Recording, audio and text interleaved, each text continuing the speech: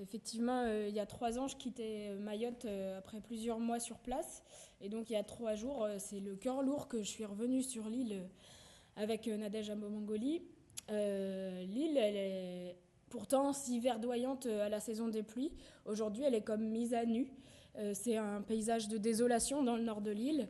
Les manguiers sont à terre, les cocotiers perdent leurs feuilles et meurent à petit feu, les bananiers productifs ont disparu.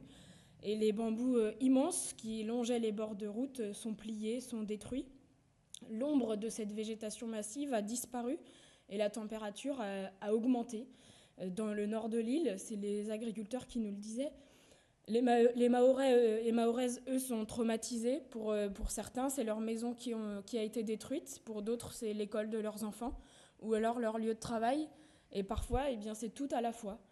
Euh, et donc, nous avons, comme le dit Nadège, nous avons rencontré certains agriculteurs, notamment le président de la CAPAM, de la Chambre d'agriculture, de la pêche et de l'aquaculture de Mayotte, qui nous a emmenés sur sa pépinière.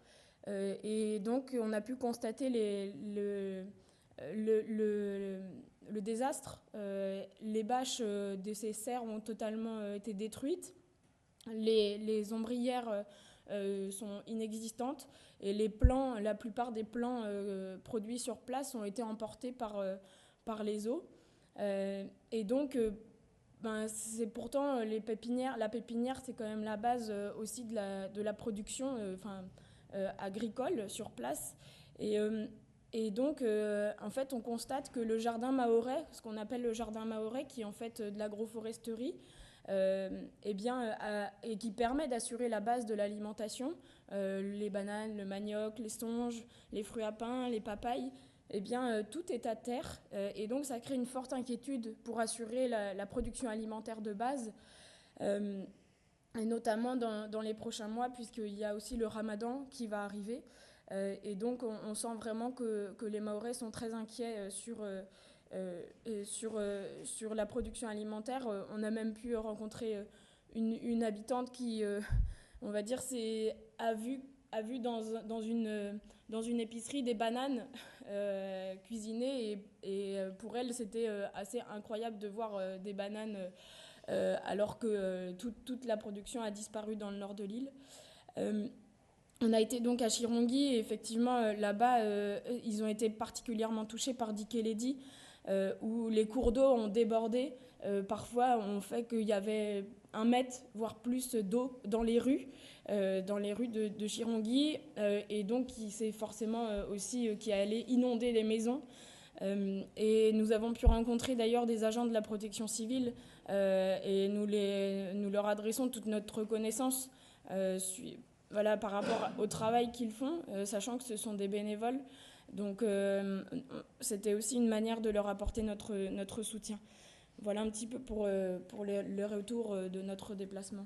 Les rencontres à l'hôpital, notamment avec les urgentistes, font aussi dire qu'il y a des décès indirects liés au cyclone.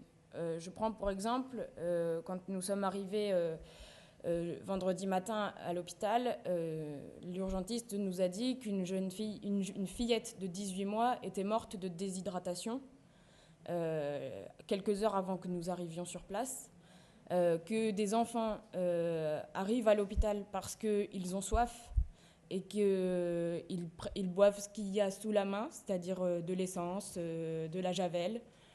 Et donc, ça, ce sont des conséquences qui sont liées, pas directement au cyclone, mais qui sont liées plus tard parce qu'il n'y a plus d'accès à l'eau, parce que l'accès à l'alimentation est limité également, mais aussi toutes les personnes qui ont des maladies chroniques et qui ont tardé à retourner chez le médecin. Et donc, voilà.